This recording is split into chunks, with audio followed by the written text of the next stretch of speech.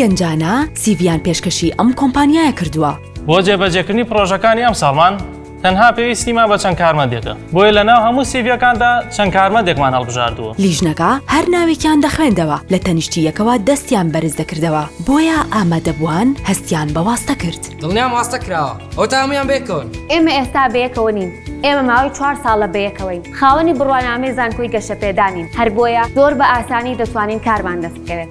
بەڵێ، چونکە زانکۆی گەشەپێدانی مرۆیی لە پێشەنگی زانکۆگانی عێراق و هەرێمی کوردستاندایە. دەرچوانی زانکۆی گەشەپێدانی مرۆیی خاوەنی بڕوانامەیەکی بەهێزن لەبەر ئەوەی بە شێوەی پراکتیکی و تیۆری لە بەشەکانی خۆیاندا خوێندویانە، بە پشتبەستن بە مامۆستای بەتوانا و هەبوونی چەندین تاقیگەی پێشکەوتوو خوێندن لە ئاستێکی بەرزدا پێشکەش دەکرێت. هاوکات هەبوونی کتێبخانی تایبەت و جۆرەها یاری گرنگ کاتێکی خۆش و بەسوود دەبەخشێت بە خوێندکاران. زانکۆی گەشەپێدانی مرۆیی خاوەنی بڕوانامەی ئەسیک و ئایزۆی نێودەوڵەتیە و پێکهاتووە لە 5 کۆلێجی گرنگ کە چەندین بەشیان لە خۆگرتووە. زانکۆی گەشەپێدانی مرۆیی داهاتووت لێرە دەست پێ دەکات.